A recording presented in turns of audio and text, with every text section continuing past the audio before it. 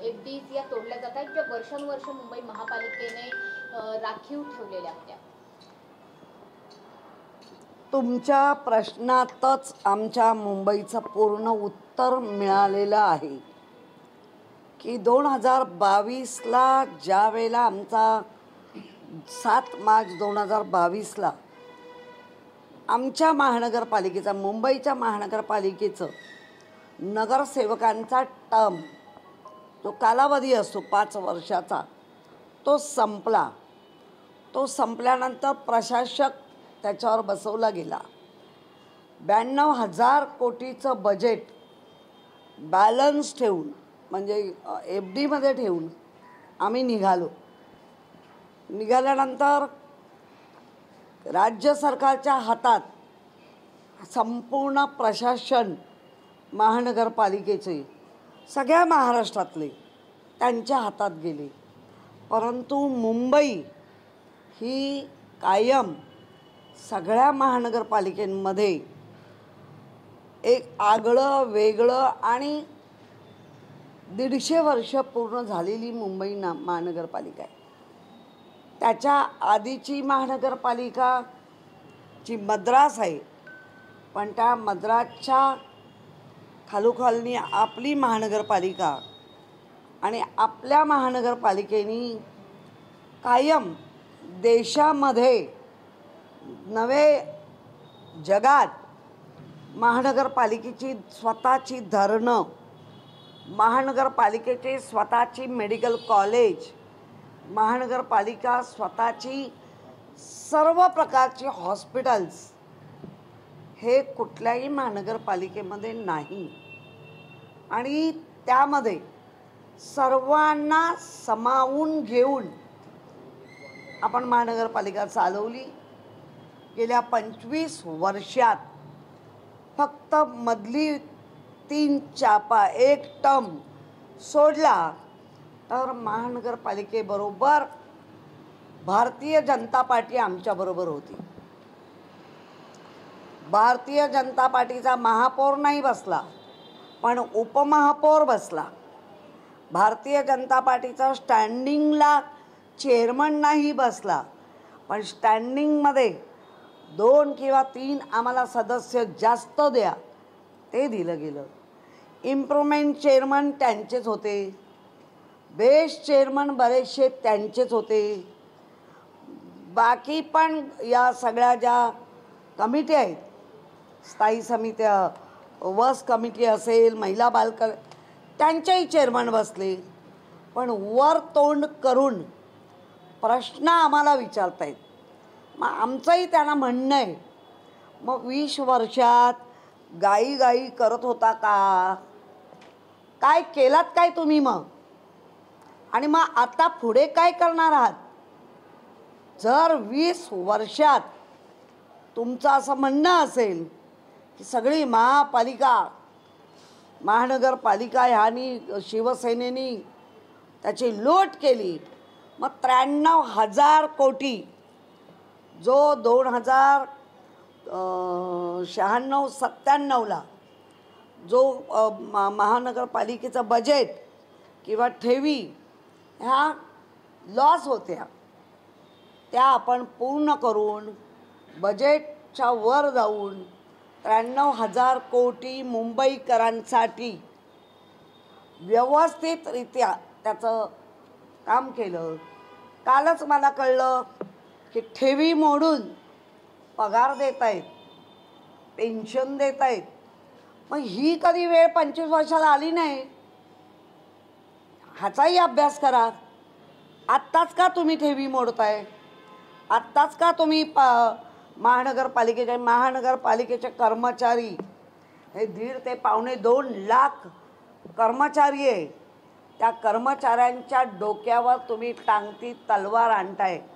पुढच्या काही महिन्यात त्यांना पगारही मिळणार नाही, कारण स्रोत कुठचीही वाढत नाही आहेत. राज्य सरकारकडे असलेले पैसे मिळत नाही आहेत, केंद्र सरकारकडे असलेले पैसे देत नाही आहेत. आणि आमचेच पैसे, मुंबईकरांचे, जे महानगरपालिकेमध्ये उद्धव बाळासाहेब ठाकरे यांच्या नेतृत्वाखाली असं तुमचं म्हणणं आहे तर ते खरं आहे, पण त्यांनी ते वाचवून दाखवले, मोठमोठे प्रोजेक्ट करून दाखवले. एवढं करूनही पैसे मात्र शिल्लक ठेवले. तर त्याला शिल्लक असलेल्या पैशाला आत्ता खऱ्या अर्थाने लूट होते. रस्ते धुण्यासाठी कितीतरी करोड, आता पगार देण्यासाठी 12,000 करोड, करोड करोड, एक एक पैसा जमवून ह्या करोडांचे जेव्हा आम्ही ठेवी केल्या, त्या ठेवी म्हणण्याचं तुम्ही काम करताय आणि वर तोंड करून आम्हालाच विचारताय.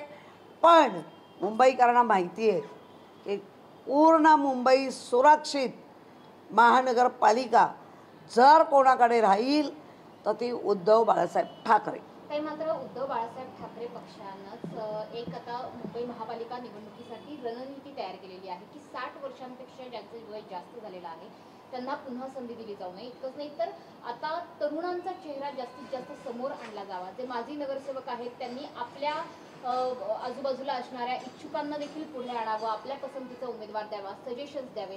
तुमचं वय सुद्धा 60च्या पलीकडे गेलेलं आहे का आणि आता तुमची इच्छा काय आहे? नाही, माझी इच्छा म्हणण्यापेक्षा जे व्यवस्थित कार्यरत आहेत, आज 75 वर्षाचे तुम्हाला मुख्यमंत्री चालतायत. मला माहिती आहे हा डाव कोणाचा आहे. हा डाव सत्ताधारींचाच आहे की चांगल्या चेहऱ्यांना बाद करायचे आणि मग नवीन चेहऱ्यांमध्ये धुडगूस घालायचा. कारण नवीन चेहरे नक्कीच आले पाहिजे, पण कुठे हे कुठे गेले आहेत ना निघून, त्यांच्या जागेवर घेऊया आपण नवीन चेहरे.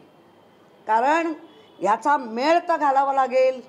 कारण कायदा कानून कुठलीही महानगरपालिका एका गेल्या पहिल्या टर्ममध्ये कळत नाही, हा माझा स्वतःचा अनुभव आहे. त्यासाठी एक टर्म पूर्ण अभ्यास करावा लागतो. आणि हे जे भाजपा फार अभ्यासू नेतृत्व आहे, ते कोकलून कसं खोटं काय झालं आहे हे सांगण्याचा प्रयत्न करेल. त्यांना आईनात दाखवावाच लागेल आणि शेवटी निर्णय पक्षप्रमुख घेणार आहे. या बाहेरच्या वावड्यांना काही महत्त्व नाही.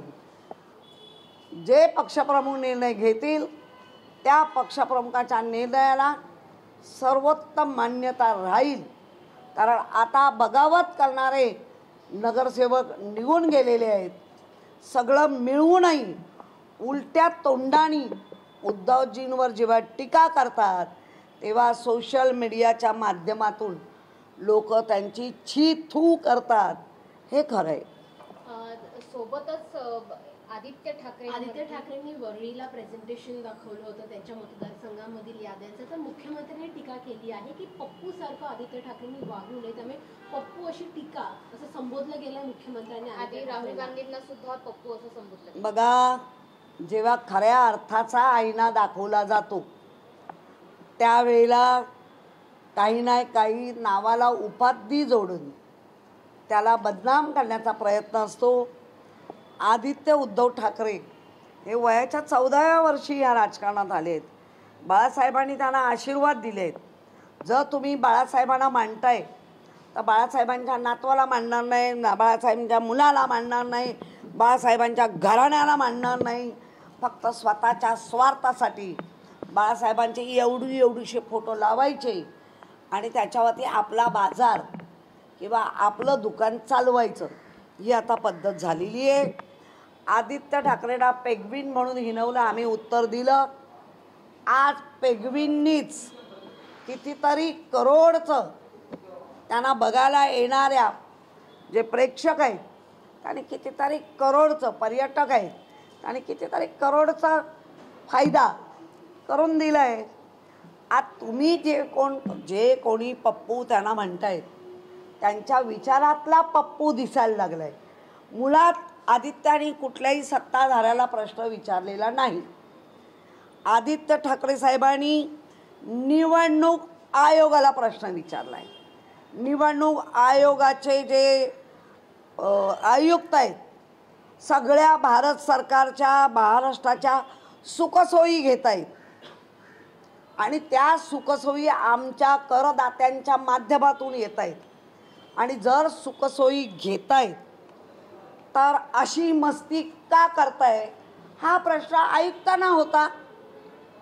सगळे मुख्यमंत्र्यांपासून काय त्यांचे प्रवक्ते झाले आहेत का? आणि वर आदित्यांना तुम्ही हिणवणार. आज लोकांच्या कमेंटमधनं असं दिसतंय की लोक असं म्हणतायत जे जे आदित्यांना हिणवत आहेत ह्यांच्या बुद्धीतला पप्पू दिसायला लागलाय. आता एक वेगळा प्रश्न, खरं तर बिहार निवडणुका होऊ घातल्या आहेत आणि त्या अनुषंगाने तेजस्वी यादव यांनी एक घोषणा केली आहे. ठिकठिकाणी मुंबईमध्ये देखील बिहार मित्र केंद्र ते स्थापन करणार आहेत. म्हणजे जे अमराठी बिहारी लोक मुंबईमध्ये राहतात त्यांना जर कोणी त्रास देत असेल किंवा भाषेवरून हिणवत असेल तर त्यांना मदत केंद्र सुरू करायचा त्यांनी निर्णय घेतला आहे. लिगली देखील मदत केंद्र ते सुरू करू शकतात. कसं पाहतो त्यांच्या या घोषणेकडे? तसं पाहता नाही, आम्ही कायम मग ते उत्तर प्रदेशमधले असू दे बिहारमधले असू दे आम्ही मदत केली की नाही माहिती नाही पण त्रास नक्कीच नाही दिलाय. त्यांनी ज्यांनी जिथे जिथे आपापल्या वस्त्या वसवल्या त्या वस्त्यांमधनं जाऊन स्वतः रस्त्यावर बसून धंदा केला. रस्त्यावर बसून मुंबईकर त्यांना प्रतिसाद देतात, त्यांच्यांना भाजीपाला विकत घेतात. त्यामुळे आम्ही त्रास दिलेला नसल्यामुळे आम्हाला असं वाटतं मग ते बिहारी असू दे त्यांचे लीडर दुसऱ्या पक्षाचे जाऊन सुपाऱ्या घेत आहेत पण मतदार म्हणून तो मात्र आमच्याबरोबर आहे. ताई, शेवटचा प्रश्न, काँग्रेस कडून आता इच्छुक उमेदवारांचं अर्ज वाटप सुरू झालं. गेल्या 2 दिवसामध्ये 100पेक्षा जास्त अर्ज म्हणजे जवळपास 200 अर्ज दिले गेलेले आहेत. इच्छुक उमेदवारांची सगळी माहिती मागवली जाते, विशेषतः त्यांची कॅटेगरी असेल किंवा कोणत्या वॉर्डातून निवडणूक लढवायची आहे. एकंदरीत उमेदवारांची चाचपणी सुरू झाली आहे. त्यामुळे काँग्रेसचा आता एकला चरोरे आणि स्वबळाचा मारा हा आता स्पष्ट होताना दिसतोय. बघा, प्रत्येक पक्षाला काय भूमिकेमध्ये जाऊन निवडणुका लढायच्या आहेत हा त्याचा प्रश्न आहे. आम्ही तुम्हाला कायम सांगत आलेलो आहे, आम्ही 2000ला पण एकटं लढलो आहे. त्या अगदी 2017पर्यंत आम्ही एकटे लढलो. त्यावेळेला पण BJP आमच्याबरोबर होती तरी आम्ही एकटे लढलो. BJP वेगळं लढली. ऐन वेळेला कोण कशा गोच्या करतात आणि मग आपला मोर्चा कसा एका बाजूला नेतात. आम्हाला त्याची सवय आहे. आम्ही आमच्या बाजूनी एकला चलो तर एकला चलो, पण आमचे पक्षप्रमुख जो निर्णय घेतील ह्या पक्षाबरोबर जाऊन आपल्याला तर आम्ही मनाच्या तयारीने तन मन धनाने आम्ही त्या सगळ्या उमेदवारांना मदत करतो. शरद पवारांच्या पक्षामध्ये सुद्धा दुमत आहे की मनसे आणि शिवसेनेसोबत जायचं काम आणि विशेषतः काँग्रेस आणि शरदचंद्र पवार पक्ष यांची जी गोची झालेली आहे ती मनसेमुळे झाली असं स्पष्ट होतं. मला माहिती नाही आणि मी त्या पक्षात काम नाही करत.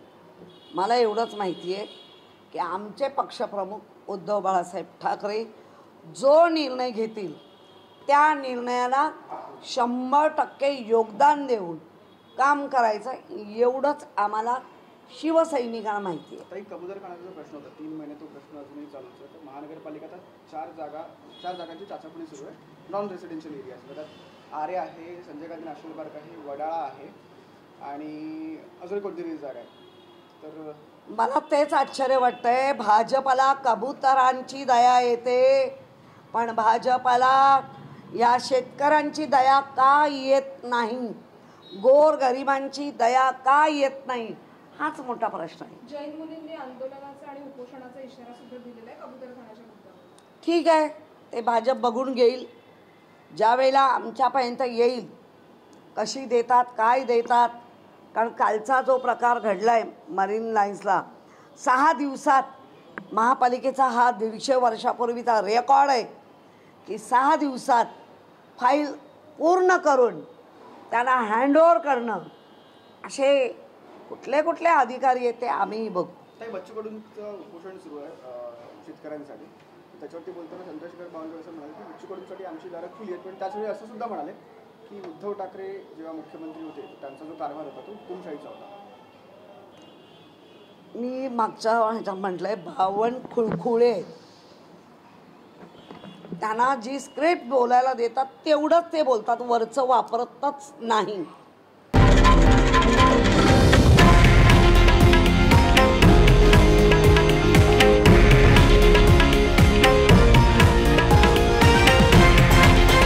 हे आहे देशातील नंबर 1 न्यूज नेटवर्क आणि आपण पाहत आहात TV9 मराठी, एकमेव.